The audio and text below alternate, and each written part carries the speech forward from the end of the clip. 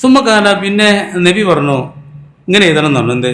ആദാമ കാല അലഹി മുഹമ്മദുൻ റസൂലുള്ള, അള്ളാന്റെ പ്രവാചകനായ മുഹമ്മദ് ചെയ്ത സന്ധി എഴുത്ത് ഇങ്ങനെ എഴുതണം എന്ന് പറഞ്ഞു.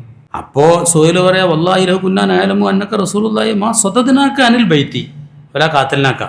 നിങ്ങൾ അള്ളാന്റെ പ്രവാചകനാന്നുള്ള കാര്യം ഞങ്ങൾക്ക് അറിഞ്ഞില്ലെങ്കിൽ ഞങ്ങൾ ഒരിക്കലും അള്ളാന്റെ വിശുദ്ധ ഗേഹത്തെ തൊട്ട് നിങ്ങളെ തടയുകയോ നിങ്ങളോട് യുദ്ധം ചെയ്യുകയോ ചെയ്യുമായിരുന്നില്ല.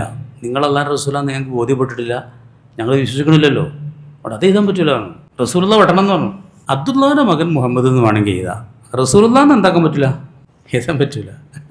അപ്പോൾ നബി പറഞ്ഞു അല്ല സത്യം, ഞാൻ അള്ളാന്റെ റസൂൽ തന്നെയാണ്. വൈൻ കെതബ്തു മോനി, നിങ്ങൾ എന്ത് കളവാക്കിയാലും ഞാൻ സത്യം ഞാൻ അള്ളാന്റെ റസൂലാന്നുള്ള തന്നെയാണ്. അതുകൊണ്ട് എന്നാലും ഒക്തുബ് മുഹമ്മദുൻ അബ്ദുള്ള അങ്ങനെ തന്നെ എഴുതാറ്. ആര്? സംഗതി ഞാൻ അള്ളാന്റെ റസൂലാണ്, നിങ്ങൾക്ക് പറ്റില്ലേ വേണ്ട, നിങ്ങൾ നിശ്ചയിച്ചാലും വേണ്ടില്ല, സത്യം അതാണ്. നിങ്ങൾ പറഞ്ഞ പോലെ തന്നെ എഴുതാ മുഹമ്മദ് അബ്ദുള്ള എഴുതാന്ന് പറഞ്ഞു. വിധങ്ങളൊരു വ്യവസ്ഥയും കൂടി പറഞ്ഞത്, നിങ്ങളിപ്പോൾ ഞങ്ങൾക്ക് കഅബയിൽ തവാഫ് ചെയ്യാൻ സൗകര്യം ചെയ്തു തരണം, അതാണ് ഇപ്പോൾ കരാറ്. അവിടെ വേറെ റിവായത്തിൽ ഇങ്ങനെ അലിയാരോട് നബി പറഞ്ഞു റസൂലുള്ള വെട്ടിക്കോളാറ്. ഞാൻ വെട്ടൂല, എന്നാൽ ഞാൻ വെട്ടിക്കോളാറ്.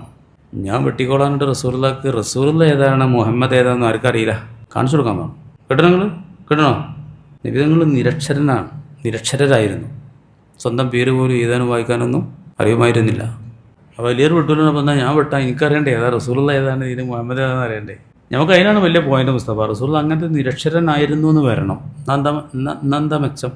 അത്രയും നിരക്ഷരനായ ഒരാളിൽ നിന്നാണ് ഇത്രയും വലിയൊരു ഗ്രന്ഥം, അതിന് തുല്യമായ ഒന്ന് അന്നത്തെ സാഹിത്യ പടുക്കൾക്ക് പോലും കൊണ്ടുവരാനും കഴിഞ്ഞില്ല, ഇന്നോളം കഴിഞ്ഞില്ല.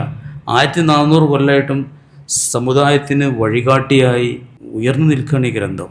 തുല്യമായൊരു ഗ്രന്ഥം വേറെ ഏതുമില്ല. ഇത് സ്വന്തം പേര് പോലും എഴുതാനും വായിക്കാനും അറിയാത്ത ഒരാളിൽ നിന്ന് ലോകത്തിന് കിട്ടിയെന്ന് പറയുമ്പോൾ അതിലാണ് തെളിവ്, അതിലാണ് ആയത്ത്.